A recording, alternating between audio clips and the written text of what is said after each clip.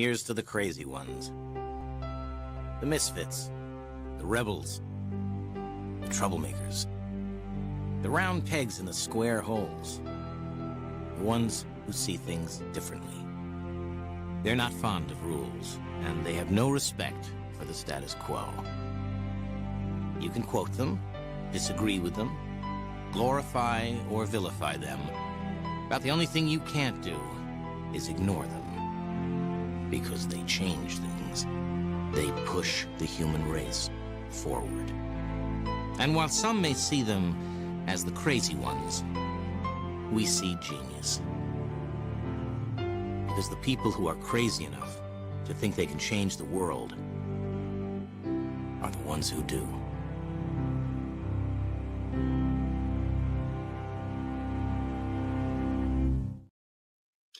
Hey friends, Marc Mandel here. Welcome to episode number 2 of our new show, Customer Experience Under the Hood. Thanks for coming on this journey with me. For those of you who are brand new to this show, I wanted to take just a few minutes and explain what this show is about. This is a unique show, and I want to talk for just a moment about what it's about and why I've chosen to do this show both in general and here with you right now today. I like to describe this show as sort of a deep dive customer experience, kind of nuts and bolts conversation. I kind of subtitled this CX Talk by CX Nerds for CX Nerds. And we get a little bit geeky together for the next 30 or 45 minutes while we're together to get into a topic or two that's kind of deeper than normal. We're going to kind of peel back the covers a little bit on a couple deeper topics while we're together today. And today especially, we're going to talk a lot about the return on investment of customer experience. So we're going to get into that in just a couple of minutes. Before I do, I thought I would just take a little bit of time to look back on the first episode that I did of this show a little while back. It was a few months ago that I did an episode of this particular show. And I had a woman named Kim Larson on. If you don't remember that episode, check it out. It's here on YouTube and on LinkedIn. I had Kim from a company called Luminoso, one of my partners, and we were talking a lot about AI and text analysis, and we're really getting deep into natural language processing and generative AI and what is RAG and what are word vectors and concept vectors. We got a little over the top with that stuff, but it was a good show and it got a lot of people talking. So I'm hoping this show is exactly the same as we get more into today's topics as well. What I really want to do is I don't want to start off this conversation with you, my friends, on a down note, but I guess we have to in order to get into an up note to follow. And the down note that I want to talk about is some of the recently shared research that you may have seen. I know I saw it. It came out of Forrester as well as another research house where they talked about some recent statistics, and they assessed kind of the state of customer experience work. And recently, earlier this year, they came out with their projections for 2025. And much like last year, and I think even like the year before, Forrester came out and said roughly half of the customer experience initiatives that they've been tracking, they anticipate will consider failure this year. And whether that failure means they're going to be shut down completely and defunded, or budgets get reduced, or even people lose their roles. And when I stopped and read that research, it was kind of hit me right between the eyes when I saw that people were saying failure, failure, failure, failure. And it was really doom and gloom until I stopped and thought more about what does failure really mean relative to customer experience work. And, my friends, the way I see it, failure in this case is what we're going to talk about in the rest of this conversation while we're together today. And this failure is, in my opinion, now check this out, the lack of ability to demonstrate financial impact and return on investment of that work. Think about it. We're at work, we're at our jobs doing our customer experience work, and somebody up above asks, tell me again what we get for spending this money. And the more that we can answer that question in direct financial terminology, I believe we're going to be able to recover or grow our business by X dollars in the next 12 to 24 months because of this work. The more we do that, and the more we can then hit those numbers, the more we're considered a success. The less we hit them, or worse yet, the worse we do at articulating the anticipated future value of this work, the less likely we're to be considered success. And I could tell you, if you think about it, you probably know some really high quality CX folks, just like I do, who have lost their jobs in the last few months or even the last year. One of those reasons that they're out of work today is they too are having trouble answering the question of why should we fund you in this job any longer? And again, it comes down to nobody's in this to be generous. Nobody's in this to be benevolent. This is not a charity. Companies are going to fund this work when they realize that they're going to get something good back out. And it's no longer about, well, we're going to get NPS points or CSAT points. No, this has to be about we're going to put money in and we're going to get a multiple of that money back out. And the more that we can, as CX people, answer that question in financial terminology, the more we will be considered a success, again, predicated on actually achieving those numbers. You guys remember who follow me here on these channels that I shared a white paper recently. I have a kind of a cover page of it here from a company called OGC Global, a company that I partner with and I consider friends. And they wrote this paper all about making the financial case for customer experience. And it's a great multi-page paper. And if you haven't seen it, ping me directly and I'll get you a copy of that paper. For those of you who haven't seen it, it's all about how do we create a framework for calculating or projecting return on investment of CX initiatives, whether it be your voice of the customer work, or better yet, CX improvement and transformation. The team behind this paper was, again, OGC Global, has a gentleman who's going to be joining me in just a moment in this show here today. His name is Marc, and he works at a company, again, OGC Global, and he's the primary author of this paper. Marc's a special guy. He's one of these unicorn guys who is not just an amazing strategist when it comes to customer experience work. He's a data scientist too. So just think it's kind of that right brain, left brain guy all in one.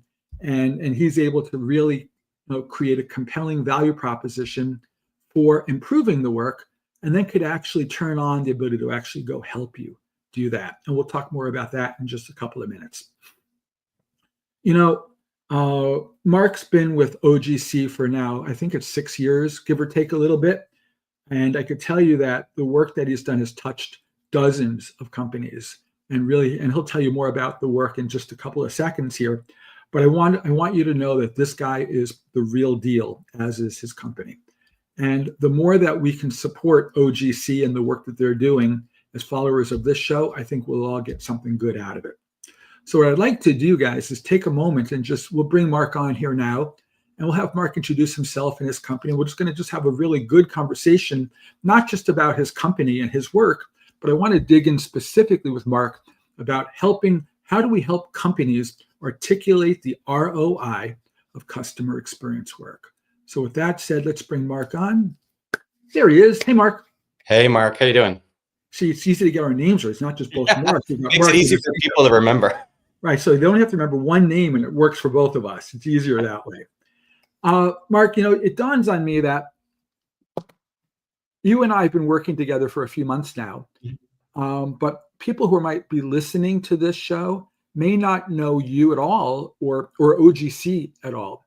Can you just take a moment and just talk about you, kind of where you came from in this business and your swim lane and the work that you're doing and kind of how you see the world? Then we'll get into this conversation a bit. Sure. Yeah. So I'm Marc Rauckhorst. I'm the director of data science here at OGC Global. We primarily fall into a few swim lanes, right? But the one I focus on is customer experience analytics, right? And the modeling and strategy and everything else that goes into that. And in particular, I've been doing this type of work for, as you said, about 6 or 7 years now. And it's been pretty incredible to see how much the industry has shifted in just that time frame. Yeah. I mean, even pre and post pandemic, it's been a total night and day difference. And it's been very exciting to get to work with a bunch of companies on these types of projects and try to help guide the industry on some level, right, towards actually making better use of these tools and customer experience as a whole. Can you talk for a minute about OGC Sure. and specific, just kind of give a couple of examples of the types of, or kind of what's in the toolbox, the types of work that you guys do just generally so people understand who the firm is. And then we'll talk more about the ROI work. Great. Yeah. So we are a boutique consultancy. I think there's about 60 of us now, and our work typically falls into a few different fields. So one is market research and consumer insights and doing work for telco and pharmaceuticals and healthcare and you name it, things like tracker studies and quantitative, qualitative, you name it. And then the other side of the house is on the customer experience side. And that's where I think we really shine, right? And our founder, Orgorsky, has been truly an OG in this field for going on 20 years now. And we have developed a lot of in-house capabilities around CX insights, things, not just analytics, but also strategy, training, workshops, frontline white papers. I mean, you name it, right? So we've really kind of covered full gamut of what's possible in the CX world. Interesting. And of course, we're here to really drill into just one of those things. But I want you to react to this if you can. I try to tell other people about OGC in two ways. I talk about you guys either helping with capabilities that a company may wish they had but don't, or capacity to execute. So I think a little bit about some work where they maybe know how to do it, but I'll give you an example. People who roll into, let's say, Qualtrics as a platform, and they realize, oh my God, I thought this was going to be a quick and easy build out, or maintaining the system over time was going to be quick and light. And the demands that have come from the business have been so overwhelming to my 3-person team that there's a backlog of work that we just can't get to. People want new survey programs or new dashboards or new analysis work or new fill in the blank, whatever that thing is. And I'm assuming you guys could step in and do that kind of work as well. Yeah, it's interesting you mentioned that. I was just talking with a colleague about this, I think last week. But in my opinion, I'm trying to think where to start here. But one of the main reasons that CX initiatives fail is, to your point, it's not strategy. It's not a lack of desire to make a difference. It's this mismatch between the capability and capacity pieces, right? So in my eyes, capability is a skill set. A lot of our clients, they have really smart people in-house that are more than capable of using the tools that they have to do all sorts of things, right? But where the bottleneck truly is on the capacity side, right? Getting it done.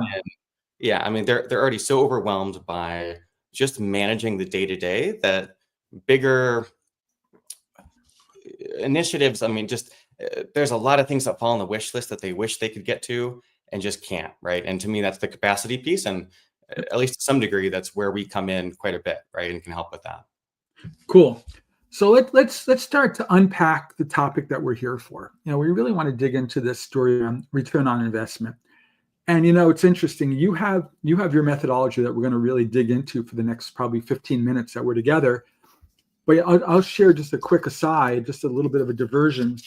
One of the ways I used to talk a lot about ROI in my past around customer experience was actually not at all to talk about ROI, in part because I didn't have the means of doing what you do in terms of calculating a future outcome or predicting a future outcome. But I used to talk about the cost of doing nothing, right? So imagine, we're talking about, well, why do we do any of this work? Well, we do this work because either we want to sell more or lose less. And every company in the universe has kind of a natural ebb and flow to customers. They add some, they lose some. Yeah. And the thought process was, if you could add more than you're losing, you're probably doing okay. But they still lose some. So we would talk about the cost of doing nothing as quantifying those losses in the kind of the rear view mirror perspective and say, well, how many did you really lose last year? Well, we lost, 3%. Mm-hmm. Okay, how about the year before? We lost 2.5%. So we're probably in that bracket again this year. So what's the lifetime value of a customer? me X dollars. Okay, multiply it out. So we can anticipate if we don't fix anything, X dollars is probably going to walk out the door this year also, like the last couple of years. And that was meant to create a oh crap urgency, right? Like if we don't do that now, every day that goes by, more people are going to walk out that door, and we have to work that much harder to get new people in to replace them, which just gets us back to net zero. Yeah. Right, at that point. And so talk for a minute. I mean, you've talked about concepts of return on investment. You're going to talk here about building a linkage assessment or a linkage model. But, Mark, I got a C- in college statistics. And so talk to me for a minute. What is linkage? What does that even mean? And what is that about? So the main idea here is that essentially you can't manage what you can't measure, right? So CX is not in some companies, right? It seems that they're still in a bubble, right? Where they live kind of outside the system. They were stood up 10, 15 years ago and have still not truly been integrated into the firm. And that basic framework is shifting, right? Yep. Where all of a sudden you can't just rely on this idea that CX is a feel-good initiative, right?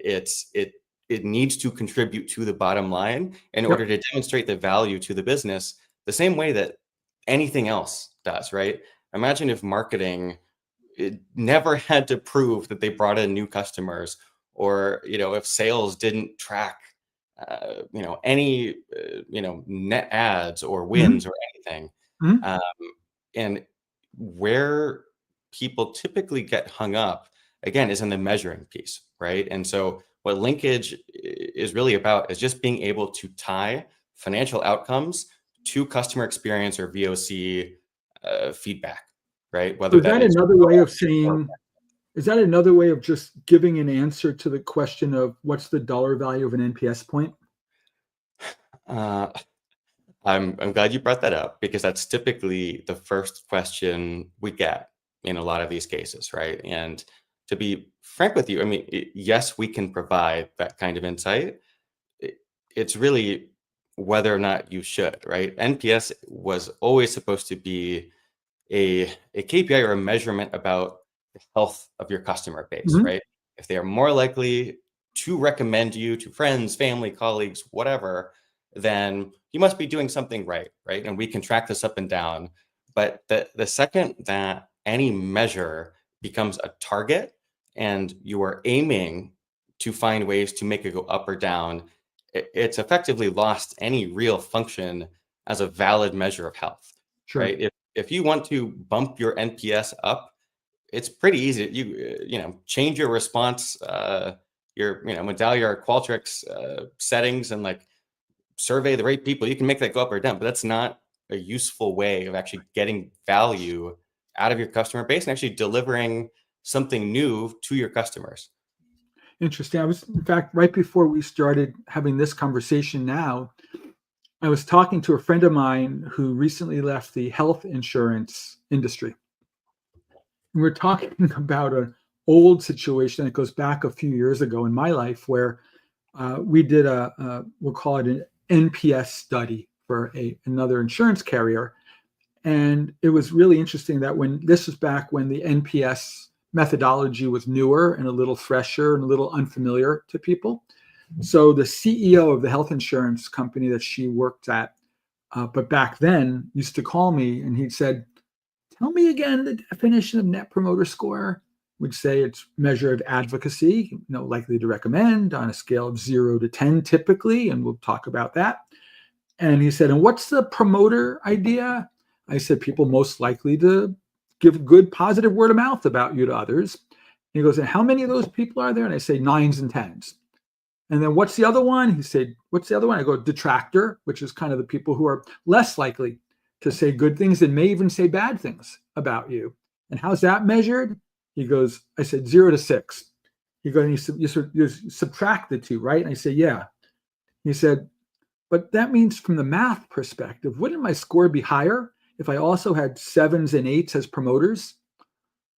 And I was like, well, yeah, but you kind of defeat the entire purpose of the methodology by doing that, because that's like giving yourself, I got a D on my homework assignment, and aren't I great? Not Yeah. really. The answer is not so really. So Hmm. clearly, if there's truth, Mark, to the Forrester claims that there's so much going to be doom and gloom and failure this year amongst CX folks, and I'm going to hypothesize that some of that failure is really just a lack of ability to answer that question of why should we keep funding this? What's in it for us to keep funding this? And if linkage is the ability to connect those dots a little bit, to say, look, like you were saying, pre-pandemic, post-pandemic, and the differences that you've seen. In my life, pre-pandemic, we could get away with murder. Right? We could say, I got us 8 NPS points this year. Woo! Everybody claps. Yeah. Put us in the W column. Right? And now you have that exact boilerplate conversation. Fast forward to today, people will be like, yeah, and Well, yeah. Didn't you get me 8 NPS points last year? What happened? Yeah, no one's going to care. Yeah. And the likelihood that this work and even my salary is going to get funded at the same level this year as last year or the year before, it's getting tough. Yeah. And we might wind up, on the chopping block if we can't be real direct about answering that question, at least in my opinion. Mm-hmm. So I want to turn this into a story. Can you think of, and I want to get right on the right side of the good line between talking about a client that you've worked with that comes to mind that, was kind of like a before and after in your mind, without getting too divulging in terms of the who are they and some of the kind of more inner sanctum stuff about them. Can you tell us a story that's just like illustrates this example of a company that had some challenges getting recognized for their work, and you got involved and you helped them calculate and tell the story about why it matters? Can you take us on a journey? Yeah. I'll anonymize everything for confidentiality's sake, right? Yep. But the one I have in mind is major B2B software company. They are a real leader in the space with a lot of paying customers. And part of what they were looking to do was actually, they've been collecting feedback for years at this point, right? All going into their CEM platform. Those reports are going out. It's on an executive scorecard and everything, right? So like there is at least some, like truly top level visibility into what they're doing. And effectively they had hit a plateau. I won't even call it a roadblock, right? But a plateau of what are we doing this for, right? We're collecting all this feedback. Is it actually making its way back to the right teams internally to actually do something about it and get value out of this very expensive program where we're collecting all of this? Yep. And if it's not, okay, how do we make sure that happens? And then 2, they were getting, truly, again, millions of open-end feedback and other things a year, essentially complaining or telling them about which areas to improve or what works or what doesn't. And it's nearly impossible to separate out the signal from the noise, right? And not just that, right? But, just because you have a lot of customers clamoring for a given feature or, some improvement or whatever it might be, does that actually translate to a measurable difference in whatever financial outcome you want to use, right? In this case, it was CLV, right? Customer lifetime value.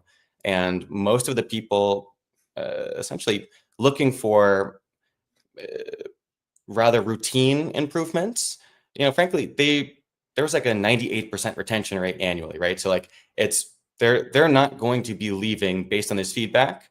Obviously, the company should still take that in mind and do something with it, right? But what they want to spend their developer time on are what are the make or breaks, right? What are the true ultimatum type comments, right?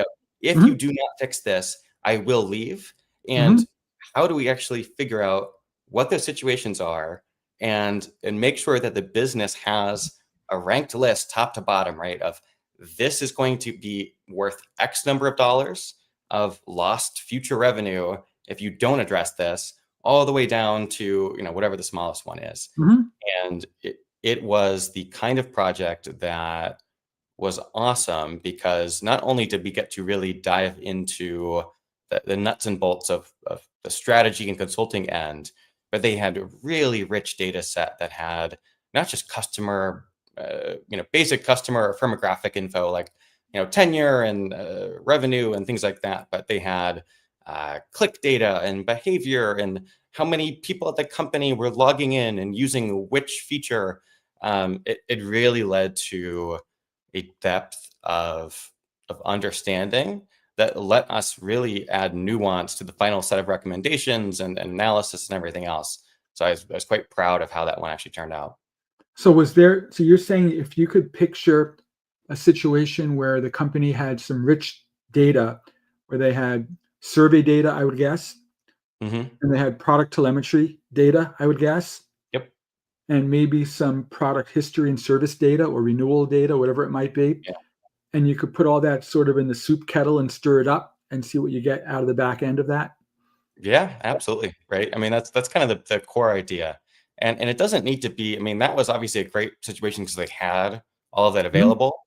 Even if it took quite a bit of effort on our end to wrangle it into a format suitable for true analysis. Mm-hmm. But, frankly, I think you can get 70 or 80% of the value of doing this kind of work out of even much more basic analyses, right?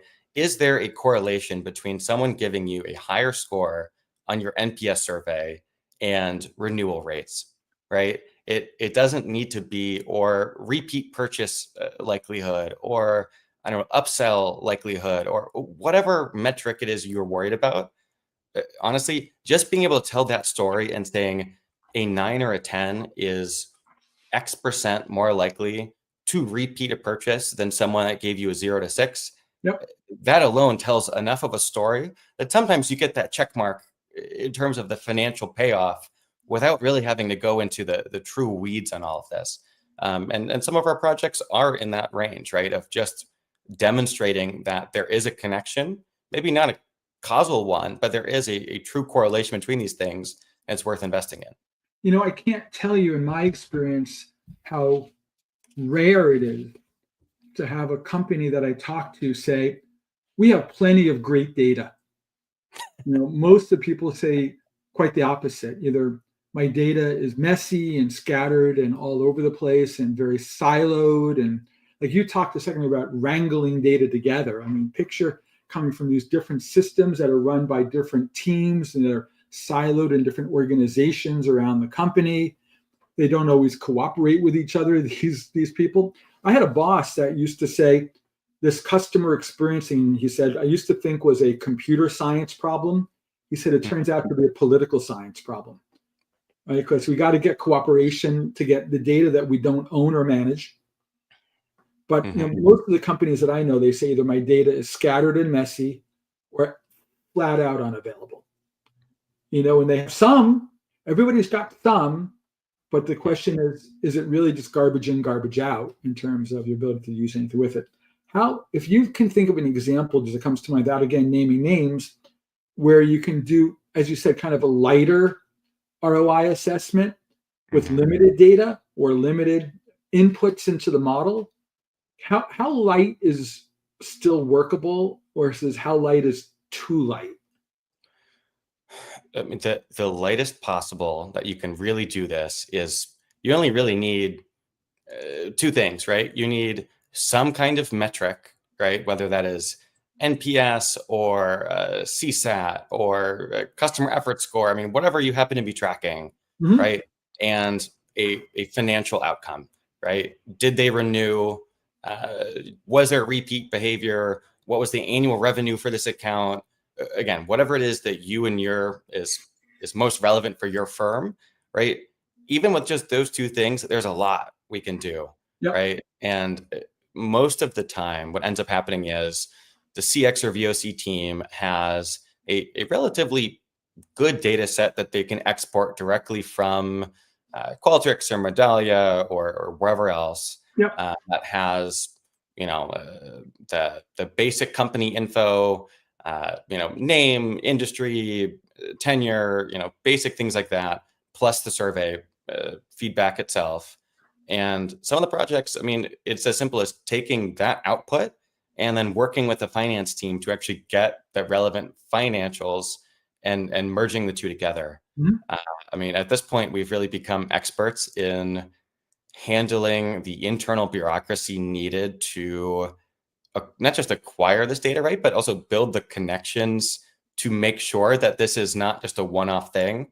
I really like to ask to be added to some of those internal calls just to help one, get some actual face time with the people actually pulling this data, right, to make sure that nothing's being lost in a game of telephone, but also just to make sure that the stewards of the data, who are sometimes very protective for good reason, to be fair, of what they're guarding, is in good hands, right? I think a lot of time they're really worried about, uh, especially on the financial end, of people making representations with this or drawing conclusions that they shouldn't.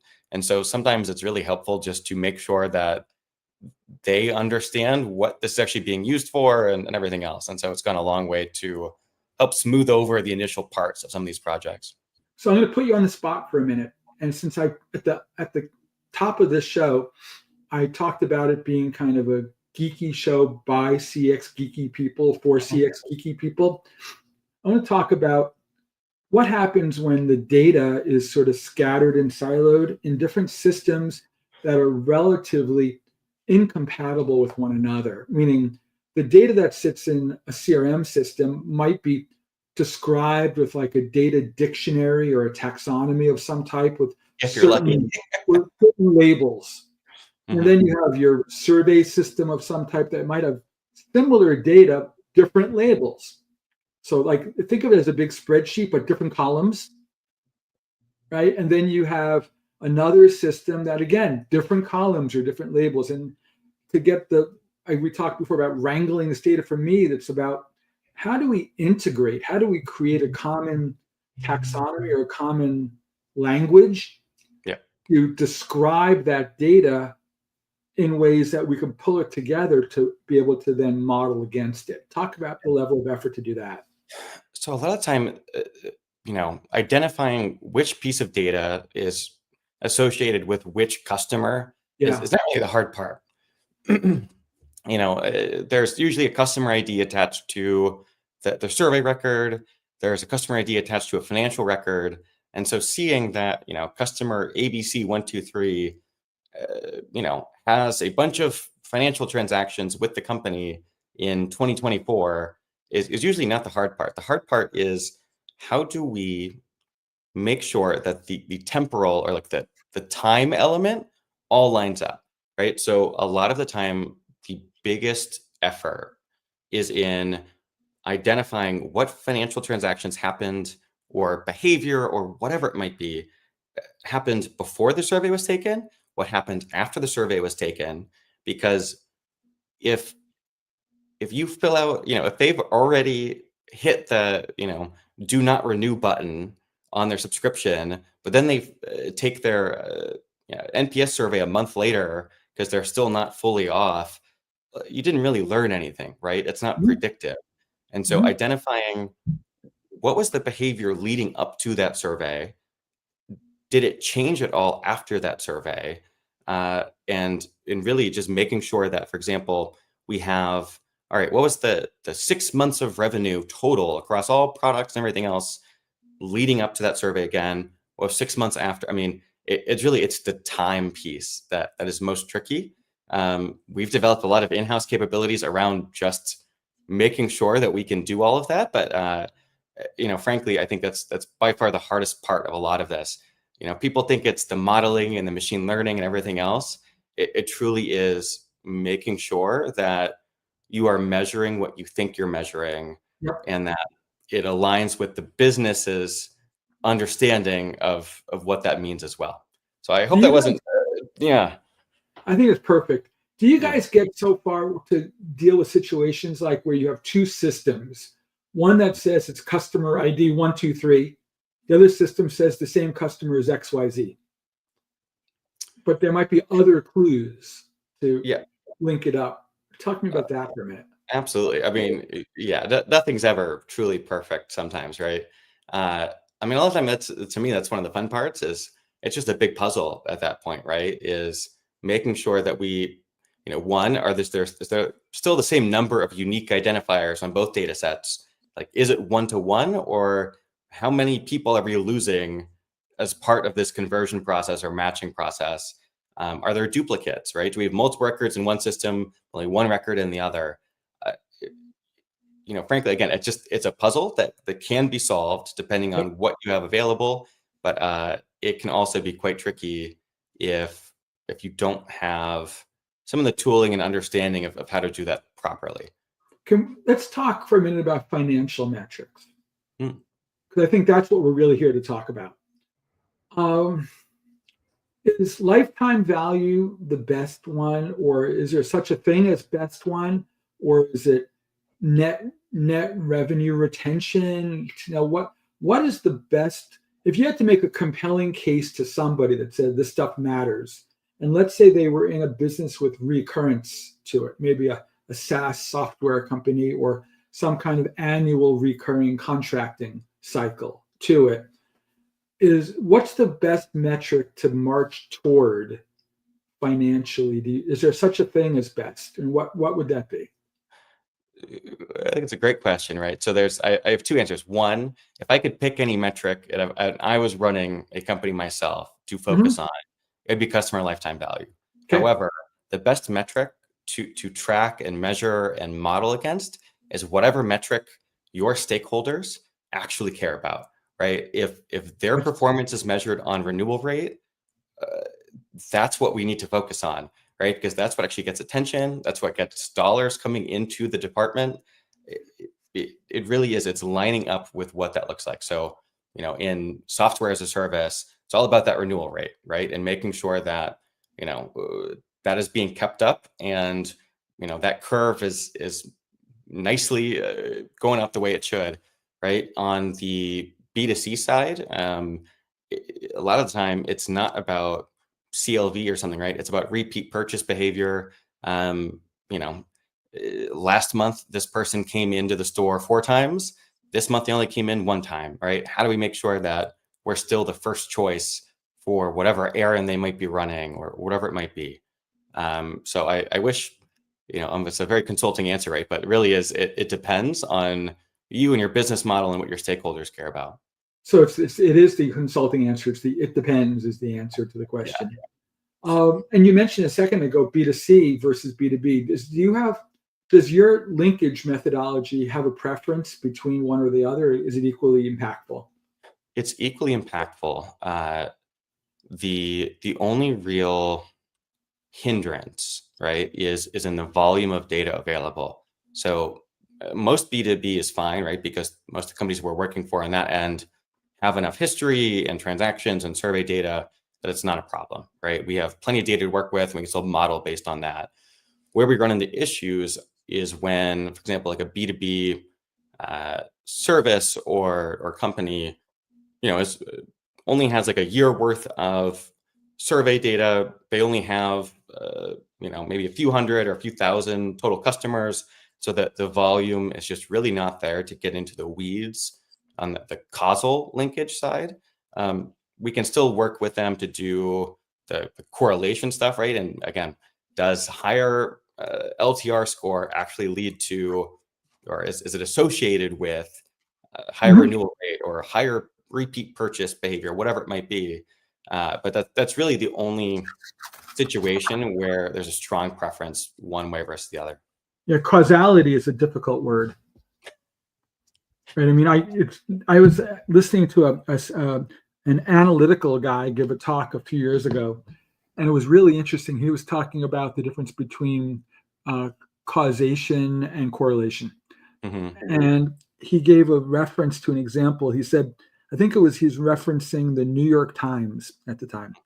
And he said, they made some assertion that statistically speaking, if you are more inclined to like ice cream, you're more inclined to be a murderer. And people are like, what? Why is that even possible? And he said, when you think about it, most people find ice cream to be a seasonal snack and they eat it in the hotter weather in the summer months. And when it's really hot out and sticky out, people get more irritable. When they get more irritable, some of them are more likely to, do bad things like commit murders. So there, in his mind, there was this correlation, but not causation, between more prone to eat ice cream and more prone to commit murder, because both happened in the summer. So they kind of traveled as a pack, but one did not have any causality to the other. But he was trying to make the case to be very careful, be mindful about saying one causes the other to happen. So a couple more questions for you before we wrap up here.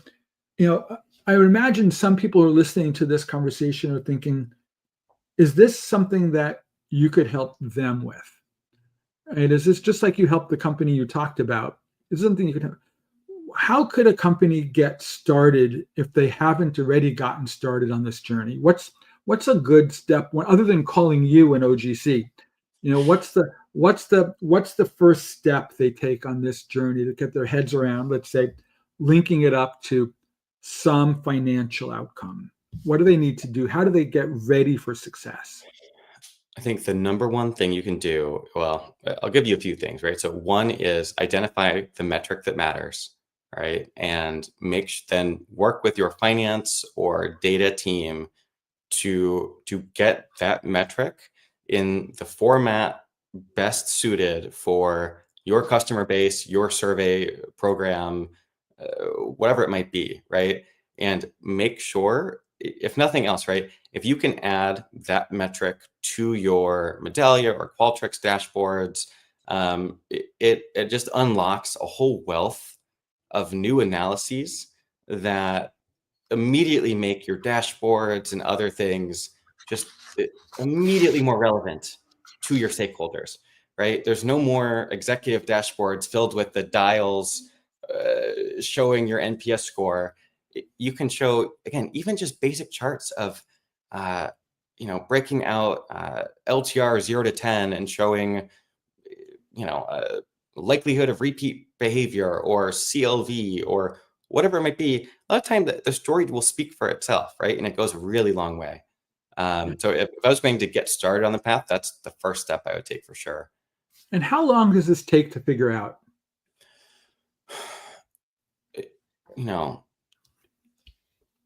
It really, it depends on the size of the data. Again, a kind of a cop-out answer, right? But most of the time we can kind of do an entire project like this in about 3 months. That's not bad. Depending on the size of the data or the volume of the customer base or trying feedback, whatever it might be, right? It can go up from there. But yeah, really, it just, if our goal is a quick win, for example, a lot of time we do it like after someone migrates from one platform to the other, they'll come to us and essentially ask us to help them with this quick win work so that they have something to show for all of the money and time and effort that went into setting up this new platform or migrating from one to the other. And so sometimes it's just a situational, and they have a very clear date they need something by, and we make it work. Very cool. I could sit here for another hour and talk to you because I think there's so much more that we could talk about, but I want to be respectful of your time and that of our friends who are listening along. So can I simply wrap this up by asking you, if somebody who's listening in or considering this challenge of linking their CX work to money wants to have a conversation with you about giving some coaching to them or even some consulting support for this, how do they find you? What's the trick to finding you and getting you involved? Probably the two easiest things are just reach out to me on LinkedIn. Just search my name on LinkedIn and send me a message. I'm happy to chat. Or you can send me an email at Marc, M-A-R-C, @ogcglobal.com. And I'd be happy to chat with anybody. Even if it's just 15 minutes and kind of hear about where your program's at and give some quick advice on where I think you can go with it. I'd love to have that chat. And I think it's worth repeating from the offer at the beginning. The white paper, I think, is terrific. I mean, you guys set up a whole framework in this paper. And I'm just holding the first page of it, but it's a multiple page paper. And I think, you guys freely give this paper and all the coaching that comes with this away to anybody who wants to see it. So guys, if you're out there listening and want a copy of this, ping me, ask Mark, and say, send me a copy of the paper, and we'll make sure that this comes your way right away. I think it's amongst the best that I've seen in this space.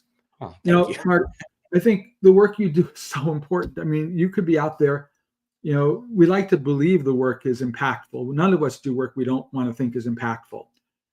But we also want to know that the work that we do matters to others. And what you're describing here is a recipe to matter, right? Because, even if we work for a not-for-profit, people want to know what's in it for us. Why should we continue to lay out the cash that we've been spending to listen better to our customers and do something about what we hear?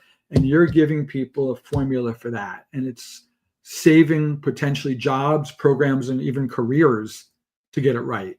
So this is not, lightweight, no impact stuff. I think this is important. So the work you and the OGC team do, I think, is a big deal. And that's why I was excited to have you here. Let's do this. Let's wrap this up for now. For the show itself, Mark, you're welcome to hang out with me, or we could just, I'll send you back to the backstage, whichever you prefer. Sure. And we're just going to say, guys, those that are still listening in, a couple of quick housekeeping things for, and again, we'll talk about where to find Mark at the very end of this.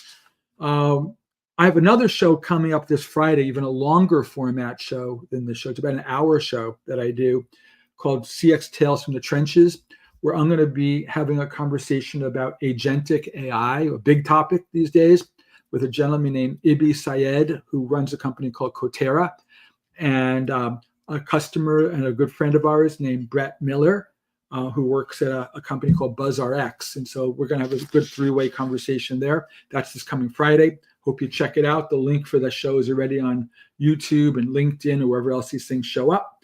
The other thing, I'm looking to you guys out there for a little bit of advice. I'm thinking about, we're kind of in conference season now. Mark, you and I were together over the last few weeks at a couple of conferences. We went to the Medallia thing. We went to the Qualtrics thing. Now the CXPA thing is coming up in about a month's time in Indianapolis. Thinking about going to Indy. If you guys have any pros, cons, recommendations for that, let us know about that, because if it's worth the trip, I'll make the trip down. And with that said, guys, thank you again for coming on this journey with me. And Mark, thank you for hanging out here for what it says 48 minutes and 22 seconds so far. It's good to work here with you and to partner with you. Guys, thank you for having me. Coming on this journey with Mark and with me today, and we'll see you guys soon enough. Until then, stay well, my friends. Take care. Bye-bye now.